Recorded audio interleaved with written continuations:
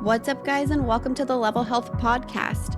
Today, we're interviewing Gar Benn, coach, owner of CityGym Limerick, and head of coaching with Sigma Nutrition. He's also one of the people behind the European Powerlifting Conference. Gar is an absolute wealth of information that stems from his deeply rooted passion for fitness and helping people. This episode is all about how his approach to working with everyday people and athletes has changed over time, powerlifting in Ireland, and he gives us some insight into how we can all improve as trainers. Big thanks to Gar for coming on the show. You can follow him on Instagram at GAR_BENN, or you can visit the website citygymlk.com. We'll have both of those linked in the description below. For those of you that don't already know, our website, Level Health, is a directory, community, and network of qualified personal trainers. We want to help create a space where clients are able to find the right trainer for them. We have accounts for both clients and fitness professionals. Client accounts are always free, and we have 2 membership levels for pros. If you haven't signed up already, go to levelhealth.net and set up your membership.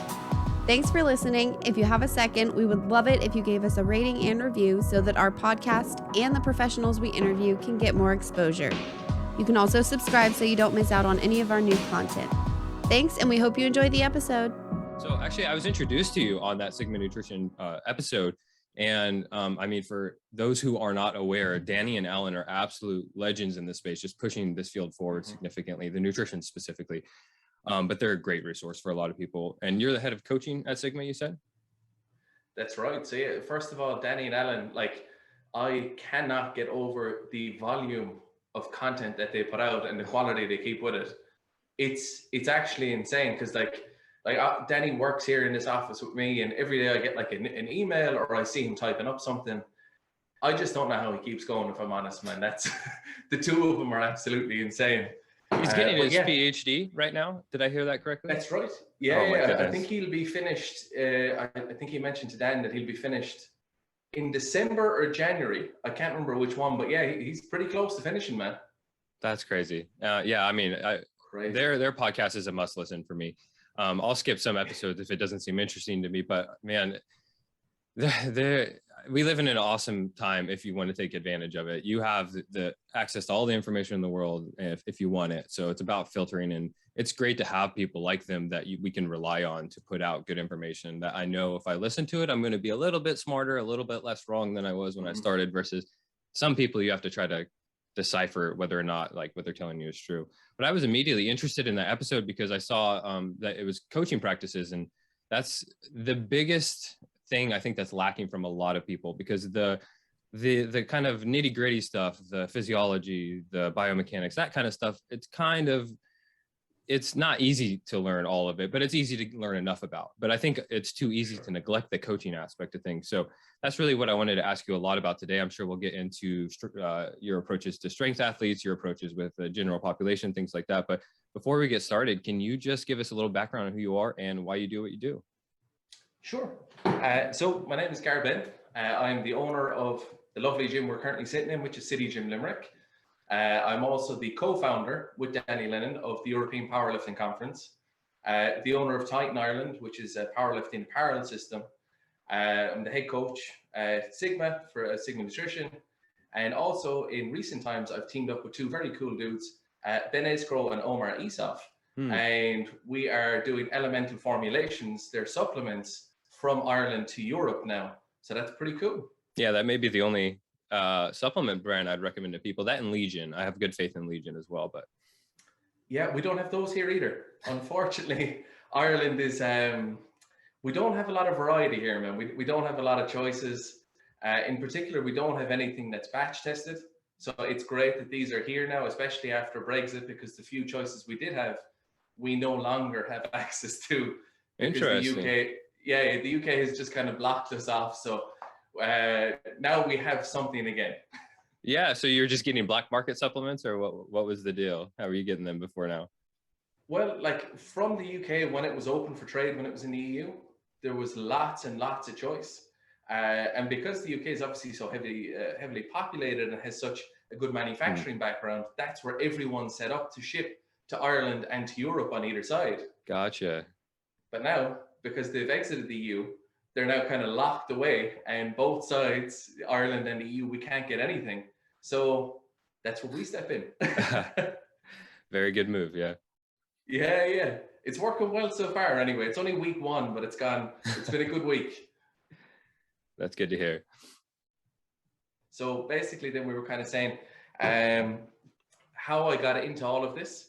And I'll just quickly run through this because it is a very long story, but I will give the TLDR version of it. Basically, I ended up with a couple of years of very, very poor health. I suffered multiple collapsed lungs, 2 on the right, 1 on the left. The only question I ever get from people taking the absolute mick out of me is, how many lungs do you have? I have 2, but the right one collapsed twice. And then that would have brought me up to I was in 3rd year of engineering in college, and I suffered a 3rd collapse, and I had to go for this huge surgery. And I kind of had this like little panic moment, this little freak out. So I was like, oh no, this could potentially be my demise here. So I had a bit of a freak out, and I thought, if I'm going to die, I'm going to die on my terms. I know I'm so melodramatic, but that's how I was thinking. And I sent an email off to college because I despised every minute of engineering while I was there. And no offense to any engineers listening, it just wasn't for me. And I dropped out then and there. And then I woke up and I was like, oh, okay, well, now what do I do? Because this part of life is over. I've officially dropped out. So I decided to go into what I was studying at the time, part-time, which was fitness. So I studied to become a personal trainer. And then kind of lifetime goal was to open up a gym. So it turns out if you kind of give yourself a very horrible year and you don't pay yourself a wage, and you live in like the worst area you can live in, the worst room you can live in, you can actually afford to open up a gym very quickly. So 51 weeks later, I opened the gym. And now 8 years later, that brings us up to now. So your lifelong dream was to open up a gym. How many points during that process were you like questioning that? Because one of my lifelong dreams was to also own a gym. And I got to that point, I was a part owner of a gym, and it really, a lot of it wasn't what it cracked up to be. And there were a lot of extenuating circumstances, but were there any points in which you were doubting yourself on that process? So in that year that I was saving up for this, I don't think there was, because like I definitely had, I was running from death at a lightning pace because of the surgeries. So I was so in my own head that I don't even remember stopping for a moment to rest. Now, obviously I did, but I mean, like, I was just so manic about the process of achieving something in my life and having something noteworthy that like there was no time before I opened the gym that I doubted it. However, when I opened the gym, and all the prices that came with everything, the rent, the rates, electricity, water, staff, VAT, tax, all of this stuff is extremely overwhelming. So I do know what you mean, that there is this kind of, this image of like, when I open the gym, everything will be perfect. It will be everything I want it to be. And then unfortunately, you're met with kind of a thing of like, oh my God, now I am the boss of people, which, you know, if you're trying to be a nice person at times, that doesn't really fit into it, because you don't have to be mean, but you do have to be an authority. You do have to give out. You do have to provide some constructive feedback. So that kind of sucks. And also, people don't realize that most of your time is spent doing taxes and work for the government when you rather, you know, I can see you nodding away. Yeah, a lot of people think you're just going to be lifting weights all day. And it's like, man, I actually worked out less running a gym than I did when I didn't actually work there. Like I had more free time to lift weights when I wasn't in a gym 24/7, basically. 100%, man. And we're, as I said, we're year 8 now. And this year 7 and 8, pandemic included in this. Obviously we were closed for a lot of it. They have been the 2 years I've been able to train the most since I've opened this. Obviously pandemic gave me a lot of time at home. I had the equipment to do so, but this year things have been going really well. Everyone came back in a nice orderly fashion. We got to change a lot of things around the business that allows it to run smoother. So yeah, but it did take kind of this long to be able to train in my own gym. Yeah. So you've been coaching for 8 years. Did you start coaching as soon as you opened that gym? Yes. Yeah. So I was actually coaching the year before that as I was saving up. So 9 years in total.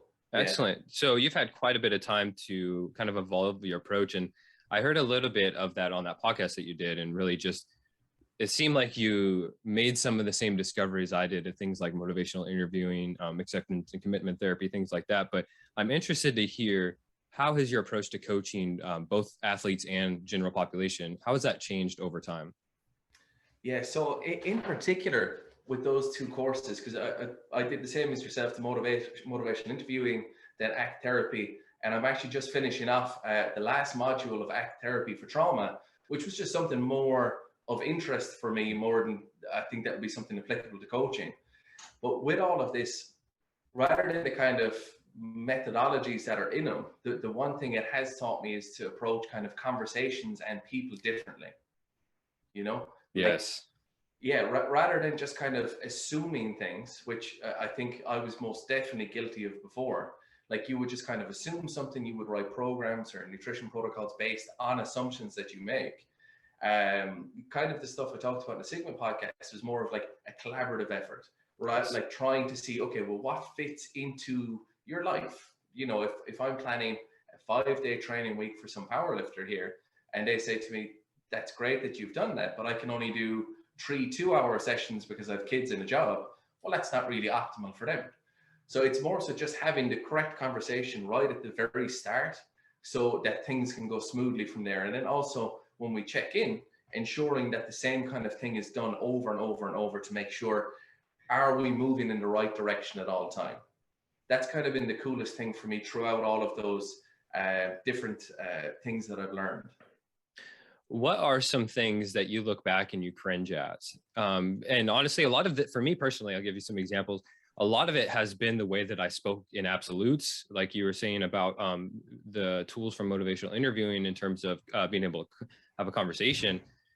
Just really, like, I remember thinking so many times that I had the answer before the person even gave me the problem. So like, I wasn't even listening to what they had to say. And then I gave them an answer based off of this, preconceived notion. And I see this so often. I mean, there are people that do it blatantly, like people that are quote unquote like a low carb dietitian. I have the answer already. This is how I'm filtering everything. What are some examples that when you look back kind of just make you cringe? I think one thing that really makes me, I don't know if I'd use the word cringe, but one thing I do regret in not learning more right off the bat would be kind of like, now looking back, I know I was guilty of creating dependency. So anytime someone had an issue, I'd be on my phone, on my laptop, 24/7, ready to jump in, ready to fix everything at a moment's notice, rather than trying to kind of give people the tools they need with their training and their nutrition to solve things themselves before they need me. And the other thing that I kind of look back on, and hopefully coaches that are new that this will kind of realize is it goes hand in hand, is with setting appropriate boundaries. Because I think that's really important. We did some writing for NSM recently. So we wrote a number of chapters as kind of the Sigma collective. Each of us did chapters on different things.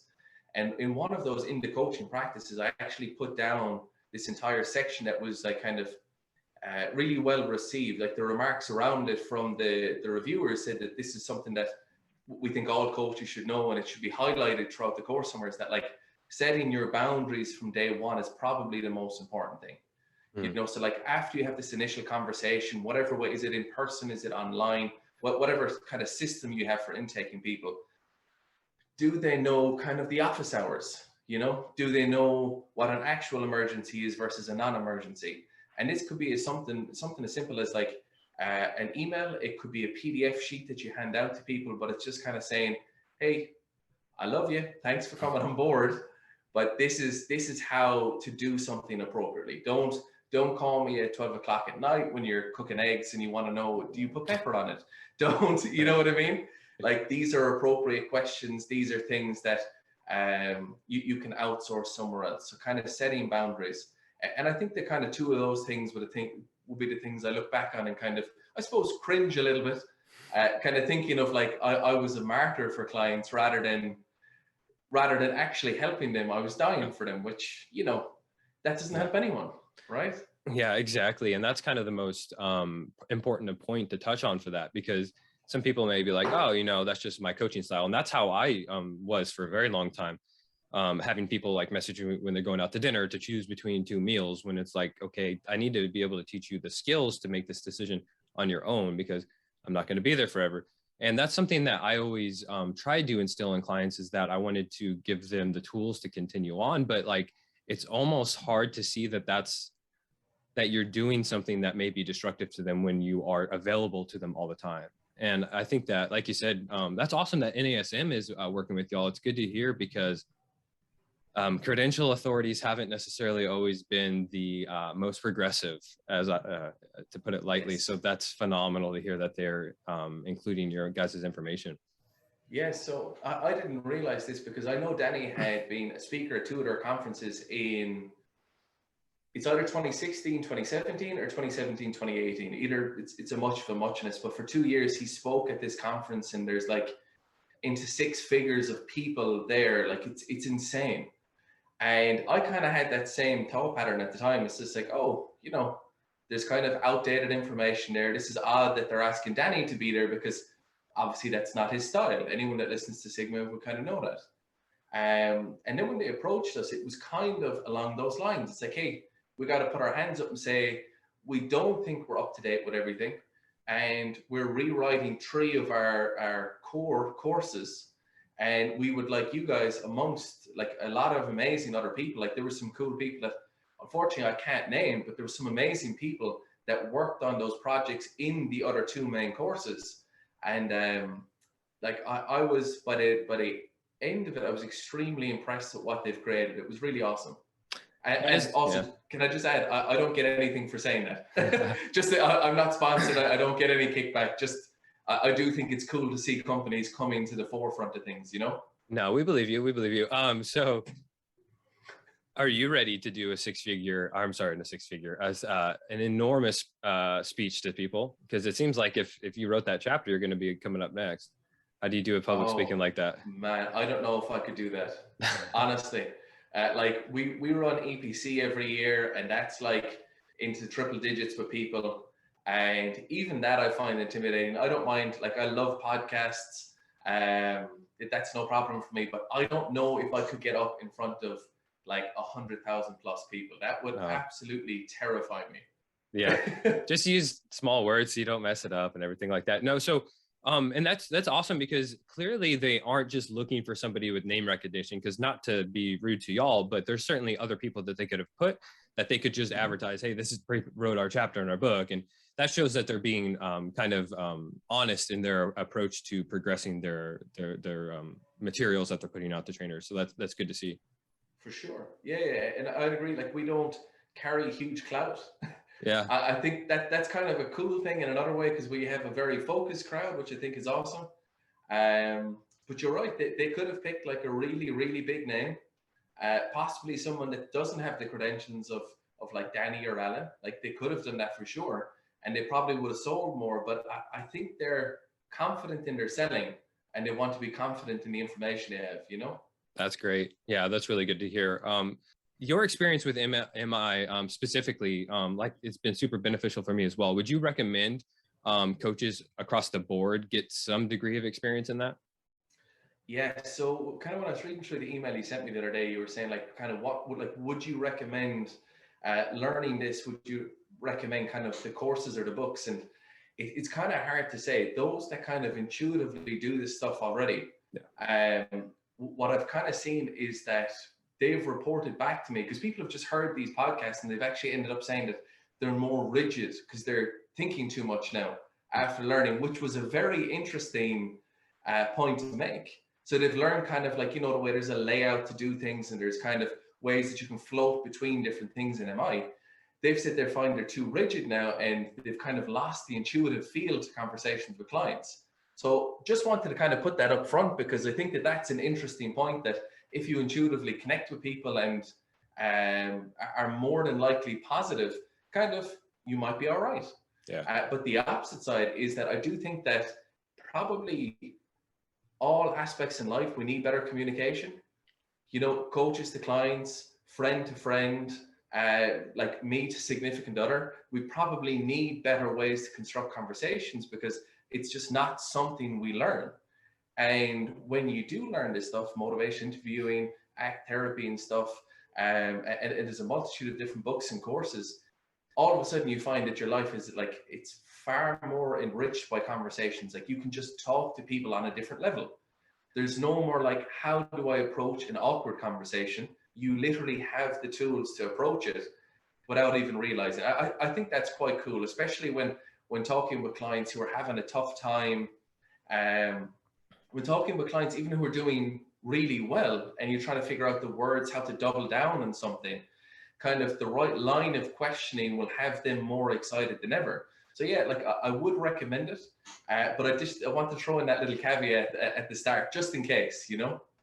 Yeah, I mean, what we know about just communication in general and human psychology, it'd be hard to say that there's a one size fits all approach. The best tool that I got from motivational interviewing just for the daily life is, if the words in your head are your own, then that's a problem, because like you talking, it'd be all too easy for me to look at my notes, what I want to say next. Even in daily conversation, you may try to enter a conversation with an agenda and try to get there, when, like you said, you're going to be so much more enriched if you actually actively listen to what the people are saying and try to respond to that. And then the last thing I want to touch on motivational interviewing before we move on to the next one, I think personally that and you said this as well, the collaborative approach, looking at your relationship with a client as a collaboration versus an authoritative relationship, that, like, if you could distill all of that down and just say one word, it'd be the collaborative, because it's the biggest mindset shift for me personally. Yeah, for sure. So I actually find it kind of a really fun idea. And I know that might be kind of an odd thing to say, but when you write programs or nutrition protocols for clients and you hand it to them and they're excited to get going, it's great. But when you talk back and forth and you take notes and then you kind of hand those things, to use the terminology they use, hand back to them what they've said to you, it just becomes a lot more exciting for both parties. Like there is a sense of kind of like, excitement is the right word. There's a sense of like real excitement between two people that are creating something together, versus like, oh, here's your plan, you know? Yeah. It's just like, that's obviously exciting for people, but when you spend the extra time, you dig through someone's thoughts, and when they actually look at the program itself and they see that you took into account everything they've said, it's really awesome. I can actually give you a really good example of me being on the receiving end of this recently, which was awesome. So I hired a powerlifting coach recently for the first time since the pandemic's been over, and it was Bryce Lewis. And I actually love Bryce because, like, we've had him over for EPCs 2 times in a row, but he was kind of talking about this idea of like a collaborative effort in powerlifting years and years and years ago. And then when I started learning about it, it was like a light bulb, like, oh my God, he was on this before anyone was on this. This is unreal. Yeah. So that sat in my head. And then we had this long conversation about like, okay, I'm trying to organize my week. My training's going a bit backwards since the gym came back online, since like we were allowed to reopen after lockdowns. And when I saw the program from him, when he had laid things out in a way where I saw that he took every single thing I said on board, like that program given to anyone else, you'd say, this is absolute gibberish. It makes no sense at all, you know? But to me, when I read it, I'm like, this guy, he gets it. That's exactly what I was looking for. And then it kind of put me in the client's shoes. It's like, this must be what it feels like for clients when they say, I can't do this, this, and this, but I can do this, this, and this. And you kind of hand that back to them. It must be very, very thrilling to see that, you know? Yes. And there's a reason why that Bryce Lewis is at the top of the strength world, both apparently coaching and as an athlete.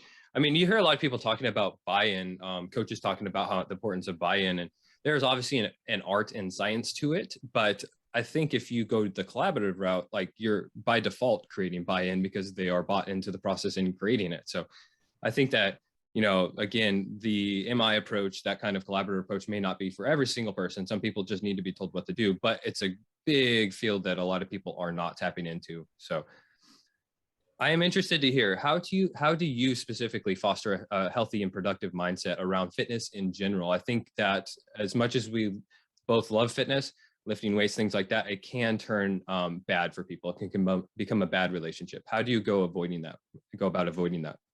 It's such a good idea, because you can kind of see it. It starts off as something that's quite beneficial, and then it keeps going. Like, people are more bought in, they start seeing results, and then eventually it kind of works and manifests itself up to something that's quite a negative thing. So the outcome is a net negative, and you'd worry when you see people coming to that point, you know. Yeah. So kind of the first thing I do is I step back and I try to evaluate the conversations I've had with someone, and kind of see, okay, is there, like, what is the agenda of someone here? What are they trying to achieve overall? You know, like, is this about exercise? Is this about nutrition? Have we overstepped the boundary into something a little bit more severe? When you kind of have an open and curious conversation with someone about, like, hey, I've noticed things kind of trending downwards a little bit. That could be like numbers in training, it could be nutrition's gone off, it could be whatever metrics you take, or it could just be things like attitude, energy. Like there could be so many things that you've noticed as a coach that are kind of trending downwards. And if you start to worry, like, having this kind of this curious conversation, like, where it's just completely open and you're kind of wondering what's going on, because there's a great term in ACT where they say view clients as rainbows, not roadblocks. And I really like that. So what they mean by that is that oftentimes when clients get tricky, and please don't take any negative connotation to tricky there, I just mean, like, when things become tough, there's this kind of automatic thing in us where we say, okay, this person is tricky, this is their fault, it's not my fault, let's shut this down. You know, and you might start giving them less attention, and they may eventually kind of leave the coaching. But instead, this idea, like, if you see a rainbow and they say, like, rainbow for the first time, you're very curious as to what it is. It's marvelous, it's curious, you want to find out more about it. So I really like that phrase of rainbows, not roadblocks. And it kind of takes the more combative stuff out of your head. Like, I may be at fault here, it may just be something in their life, let's find out what it is. I'm curious to see what it is. And if you kind of approach a client with that, it's never going to be a negative thing. Even if the communication initially has some negative attachments to it, you start and say, hey, I've noticed things are looking a bit tough for you, or, you know, what's going on. You may first like evoke a negative reaction, and that's okay. You know, like, if you stay calm, stay open, and just apologize, sorry, I didn't mean to cause offense, but, you know, I'm just trying to find out what's going on. Like, I want the best results for you. Me and you are a team, but both of us are only working for you. So if you kind of keep going down that line, people become less defensive and they open up a bit. And this is why I do think learning communication is important. So you can have these conversations where they're not combative and they're very open. So that's kind of the conversations I try to have. And then once you kind of get to the root, it's normally outside your scope of practice. Yeah. Once you start digging and you find it's outside the scope, this is the light bulb moment where it's like, okay, now we have a better idea on both sides what's going on here. And you can kind of give that information to them and possibly make some recommendations. You know, if you were to say, you know, would you be open to hearing what I think is a good solution? If someone is on board with that, you could say, I think a therapist could probably jump in right about now. They could probably do some really beneficial work, and I could communicate with them directly and let them know what work we've been doing. And then in turn, they can pass back, and you can kind of foster this little triangle relationship, which is quite nice. And obviously, this is the only hesitancy I ever have talking about MI or ACT, is in case people think that we're trying to take over a therapist role, which obviously we're not. We're just trying to communicate better, kind of flag some potential stuff, and then approach it in an open way where we can say to someone, if you're open to recommendations, I would recommend seeing a therapist about this. And that's only if things hit a really, really negative route where a lot of red flags have come up. But alternatively, just fostering a positive mindset in training and nutrition could be as easy as touching base once a day, once a week, once a month, depending on the person themselves. I know a lot of people that we have now, and from what we said at the start of the podcast, we don't create dependency. We try to foster this really independent, knowledgeable way of training and doing nutrition. and people are often coming to me with their suggestions. And I absolutely love that. So I'll take their suggestions on board. We'll look through anything that could potentially be harmful or negative, and then I'll make my recommendations based off that. And I like to always tell people the recommendations. Here's a very flexible recommendation I give you for the week coming, for the month coming. And, you know, if you can work within whatever parameters we've kind of assigned between the two of us, I think you'll get some really good results. However, I'm going to hand the executive decision back over to you, because you know your week best, you know your day best. And if something goes off the rails, you know exactly what to do to bring it back. And that's been working pretty well for us so far. Yeah, that's so I'm pretty intrigued by that, because I think that's an approach that a lot of coaches should be using, that here's a window of what we can do to get the job done. And I think that I've personally voiced, hey, you know, if you come a little bit short, you know, there's a lot of wiggle room that we can have to still make progress. But do you actually provide them with a window in terms of perhaps sets or workouts per week, or how do you go about describing that window to people? For sure. Yeah. So if it's something like training, I can actually give you an example of a client of mine in Dublin at the moment. He's got this new position at work. Things have ramped up. They're quite crazy. He has kids. He's just got married. So like there's a lot up in the air at the moment. So I'll give him recommendations that I think are probably good. So like we'll do a benchmark set at a certain RP. And then from there, based on his time, I'll give him some variable sets and an RP cap. Now I know that all sounds like real fandangled and like very kind of new age, you know, but it works really well for him. And I know him well enough that this will work. So for example, if I say to him, give me a top triple at RP 6 to 7, and then take 10% off for 3 to 5 sets of 5, or unless you hit an RP of 7 or 8 in one of those sets, that's your working. And I know that sounds kind of like there's a lot going on, but when you see it on a page, it makes complete sense. Yeah. More importantly, me and him, we've talked a lot about this, and he knows exactly, okay, this is the benchmark set. This is what kind of sets today. How am I feeling? He does a quick check-in and he goes for it, and then backs off accordingly and does whatever he has time for or whatever he has energy for.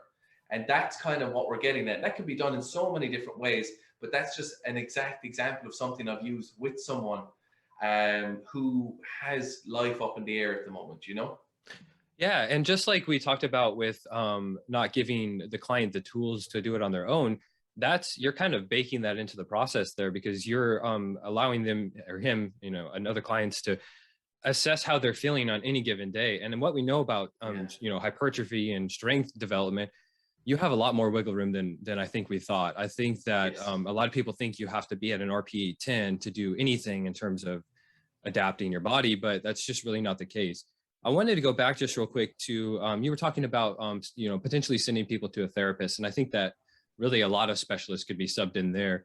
Do you have a pretty established professional network outside of your scope, outside of the training field? Yeah, like we have the core people that we'll need. And that's very important for us. I do wish it was bigger. I wish we had more options, but as you know yourself, it is hard to trust. It's just hard to trust people unless you know them, you know? And that's with no negative attachment to any of that. It's just, if I'm making a recommendation on a therapist, on a doctor, on a physiotherapist, on anyone, I would like to know them. I would like to know their work. And I know that I'm not really in the position to evaluate these people, because obviously they're far more qualified in their disciplines than I am. But if I can get a good judge of their character, and kind of, if I can pick up that the same principles underpin what they do as what we do, then I can kind of happily make that recommendation. And when I see people coming out the opposite side better off, that strengthens the kind of decision that I've made there, you know? My next question, I know that you work with general population as well, but I wanted to hear, what kind of dent are you wanting to put in the strength world? I know that you have the European Powerlifting Conference. What kind of things are you trying to improve in the strength world? So if we talk kind of, the way I would view it is kind of locally, nationally, internationally. And locally, there was powerlifting gyms in Limerick before we set up. This was all the powerlifting gyms that were here at the time were non-tested federations, so you can read between the lines there. And then we introduced, basically, we're not a tested gym, and we do have non-tested lifters. They're a minority here, which, you know, I wouldn't mind some more non-tested lifters, but we really removed the kind of stigma around powerlifting locally, because previously it was for like 100 kilo plus middle-aged men that were very aggressive. A little bit of a beer gut. Yeah, exactly. Yeah. There was no like compassionate approach to training. It was just throw someone under a bar, and anyone that got good was more like in spite of training rather than because of it, you know? Yes, sir. So that's thankfully in the 8 years we've been here, we have changed the outlook of powerlifting in Limerick. Like we're into the hundreds for a local powerlifting gym. It's insane. And nationally, I would like to bring the world to Ireland. We have quite a good powerlifting team. Like we have some really standout athletes. Our coaching is good here, but for me, I would like to bring the entire world here. That's the idea behind bringing Titan support systems to Ireland, bringing elemental formulations to Ireland, bringing EPC to Ireland, like the biggest coaches and athletes in the world, to draw on all their experiences. Because as a country and a nation, I would like to bring us forward in powerlifting. And I think like the key to everything is, as you know yourself, is the reason you run a podcast, is education. So if I can educate people locally, and we've also done this in London, we've flown half of Ireland over to London for EPC. But if we can continue to draw people from all over Europe, I do hope that not only Ireland, but all of Europe can elevate its game, because when you kind of look at America, they are amazing. And not that Europe isn't amazing, but there's always potential to be better. So bringing kind of those American lifters, bringing the top coaches from Europe, learning just everyone, like what are their approaches? How do they think about things? That's been extremely powerful for everyone here. And I suppose internationally, I would like CityGym and the CityGym Collective, which is all of these companies I've mentioned, to make a dent on the world. I'd like to be a kind of formidable and compassionate force that goes out there, which is very odd in powerlifting. But because like powerlifting is known for aggression, and it's not that we don't want people to be aggressive on game day. We do. We want people to be aggressive, hyped up, lifting well, in the right level of arousal, whatever it looks like. For some people, it's more intrinsic rather than extrinsic. You know, it's not coming out as screaming, but it's inside. But that's okay. But if we could kind of get ourselves out there and kind of touch more people, I think that would be awesome, man. What is the lifting culture like in Ireland? Is there kind of a history of some strength sports, or is it relatively new? So on the non-tested side of powerlifting, Ireland actually has quite a few record holders, which is awesome. As far as I'm aware, the majority of them are from Limerick and Dublin, so my hometown in Dublin, which is pretty cool. There is a guy that I've had a few chats with and listened to a few podcasts of his. His name is Dr. Conor Heffernan, and he is. Do you know Conor? Yeah, he's been on Iron Culture a few times, right? He has. That's him. Yeah, so he's an Irishman as well. I've coached Conor before. He's a great guy, and his whole thing is looking into physical culture within Ireland, which is incredible. So we don't have kind of a rich history, kind of like Iceland and Scotland, of like stone lifting or throwing. But hopefully Conor unearthed some amazing information, and we kind of find out a little bit more about our history. Yeah, he's at UT Austin, isn't he? I was just living in Austin, and I did no idea that they had that kind of strength. I don't even know what you would call that department that they have. Their physical culture, basically. Physical culture, yeah. That's it's cool. So awesome, and it's so interesting. But I hope I do him justice in recalling this. One of his most interesting things I heard was he was on a podcast with a friend of mine, Arthur, and he said that a hard part of their work is like what they're doing is actually looking through previously written training logs from like the early 1900s. So that's kind of a cool place to be. But he's saying we don't know how to interpret this information sometimes, because what they write down, he's like, as you can imagine, like gym bros today sometimes do as well, is they overhype their lifts. So he named out a few lifts that people did that have literally never been done in the entire world because they're just so outlandish to think about. But it's quite funny because I can't imagine that being your job, to research basically training logs. It's quite fun to think about, you know? Yeah, I think it'd be entertaining for a while. I think it'd be interesting to see like what are they calling exercises, and then you got to go dig and see what this exercise actually was. You know, how did they load it, stuff like that. That'd be fascinating. Yeah, I've listened to a few podcasts of his because, I mean, it's so interesting that we think that a lot of these modern problems are modern, like focusing on the marketing side of things, like just novelty in general, you know, the kind of a appeal to authority. It's, you know, people thinking that because someone is jacked that they actually know what they're doing. But these things have been going on for forever. And it's, in some ways it's reassuring to hear that. In some ways it's kind of discouraging at the same time. Yeah, I hear you. The discouraging side is that things haven't changed, but the encouraging thing is that things have changed, which is a weird contrast. But, you know, I do think the majority of people go looking for good information out that makes sense. Obviously, there's an appeal to authority of those who are more jacked or lift more weight. But even those guys that are trying to get stronger and bigger now look for people that are more knowledgeable. Mm-hmm. You got to look around. For the most part, they do. And I think it's a very cool era to be in, man. Yeah, I used to be much more discouraged just because I was seeing like the local and the environment, the culture where I'm from currently, or where I'm living currently, isn't that great. It's very ego focused. It's very, like I said, novelty focused. And then I also would see social media, and it was this constant battle to try to remain relevant. And so I was seeing a lot of negative things, but since I've been doing this podcast, it's been like just so enlightening because I get to talk to people like yourself that are really doing phenomenal things in this space and really trying to help push things in the right direction. So I am far less nihilistic than I used to be.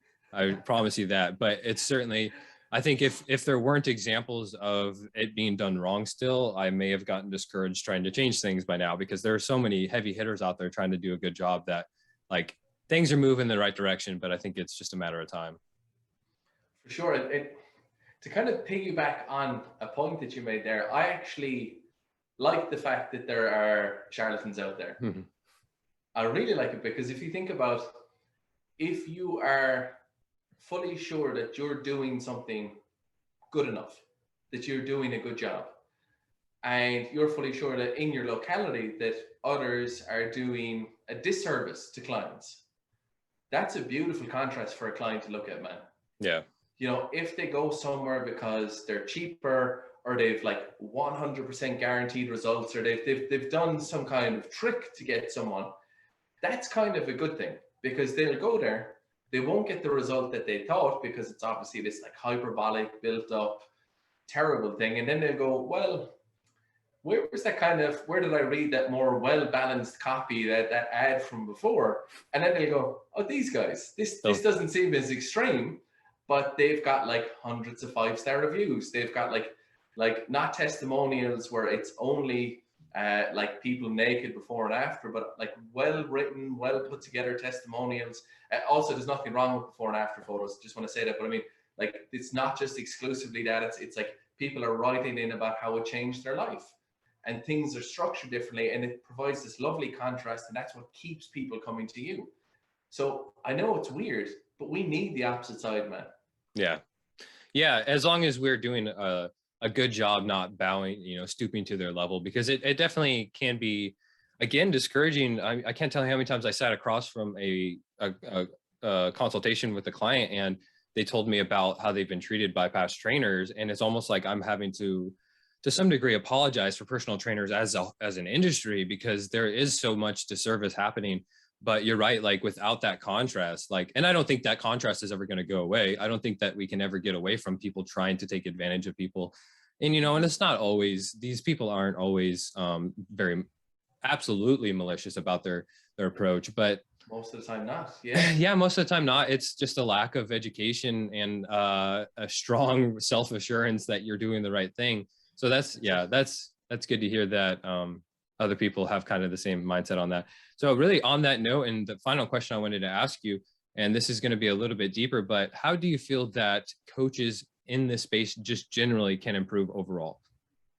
So yeah, there's so many kind of broad things that we could hit at. But in general, like some of the things, I know this may seem way off course of what we talked about today, but spend less money.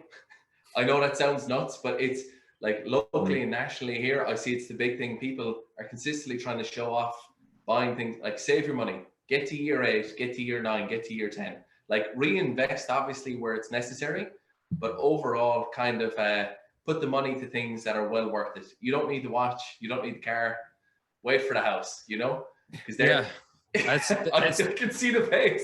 Yeah, because I mean, how many times have you gotten on YouTube? I don't know if you pay for YouTube, so you don't have to see ads, but I don't. I refuse to. So I see these ads of like a personal trainer getting out of a car, and you're right, they're showing off their watch and stuff, and not at a single point are they discussing how they talk to clients, how they, how they're actually going to produce these 6-figure monthly incomes that they're telling people that they can make. So like you're saying, spend less money. I think, yeah, obviously it just is smart to reinvest in yourself. But I think just to avoid having to make choices to make money, I think that's what gets a lot of people in trouble, is they paint themselves into this corner and they have to make compromises on their integrity, on their values in order to pay the bills. And that's where it can become pretty dangerous, I think. That's it. And that kind of leads us to kind of 2 other things that I would think about. Is one is like learn how to market better, learn how to write copy, learn what sells, and take away the sleaziness from marketing. Because marketing isn't sleazy if you do a good service. You can write about something in an impactful way that will still bring people through your door, and it doesn't have to be sleazy sales. And that was a big turning point for us, is when I started to learn how to write appropriate copy, like actually targeted at bringing people in the door. So that's went down well, and no one has ever, and I promise you, ever felt taken advantage of by that. Yeah, of course. I think marketing is kind of a dirty word to a lot of people, especially trainers. It really is. We don't like selling stuff. I don't want to say, a lot of us don't like selling stuff. And it was something that I always struggled with. I'm just not a very social person in the first place. So I think I was at a disadvantage to begin with. But absolutely learning how to communicate across every aspect of your business, the marketing copy, the learning these things, because other people are going to be using these tools. Other people are going to be potentially using them for, less than good intentions. So I've heard from a few people on the show, this specifically, like learn how to communicate, but also learn how to sell stuff better. For sure. Definitely. It really does make a difference, rather than like just sponsoring a post and hoping it does something. Yeah. You can't look at any data from that. You don't get anything from it. It just went out there to whoever like Instagram or Facebook thought it was suitable for, Yeah, I think that we can all agree that social media advertising, it's questionable at best, if even if it's done correctly. Oh, and the last thing was actually something you said again, which is just live the values, man. Like as a coach, as a business owner, like what kind of values do you want? And I often say to my staff that unless we all win, there's no point in this gym being open. And like, I don't just say that half-heartedly. If it ever came to a point where I wasn't paying staff correctly, or where they were working like the most ridiculous hours of all time, I would close the gym. It's just not worth it to have people suffering that work for you. It sucks, and that's something that you have to do, is be careful how many people you take on, be careful who you take on, vet people properly, make sure they're a good fit, and then pay them right, give them good hours, and make sure that the service they provide to clients is top notch as well, like you would do yourself. Yeah, that's an example of, I think, how a gym owner can legitimately make a difference, because you are then impacting the lives and the experiences of every single person that works with every single one of your trainers. How many people do you have working at that gym? 5. Oh, very cool. Yeah. So it's not the biggest setup of all time, but it does us perfectly. Yeah. Are you planning on expanding more in the future? Like, what are the plans for CityGym Limerick? Jeez, man, like, there's so many plans right now, because we need a bigger facility. So I am scouring Limerick. I have found a unit that's ideal, and it's 4 times the size of where we are, but it's so hard to track down the guys and get a contract and all that. Yeah. And we are opening separate locations as well. So we do have an expansion in the works, but time-wise, who knows? I'm very easygoing with it. I don't think I have to be overly aggressive with this. And we will expand. It'll be fun, and we'll keep living out those same values everywhere else we go. Yeah, it's clear that you've been playing the long game since day one. So, well, Gar, thank you very much for doing this, man. I think that you gave a lot of good insights to people and a lot of good actionable tips. So thanks for coming on. We appreciate it. And good luck with CityGym Limerick. Thank you so much, man. My absolute pleasure.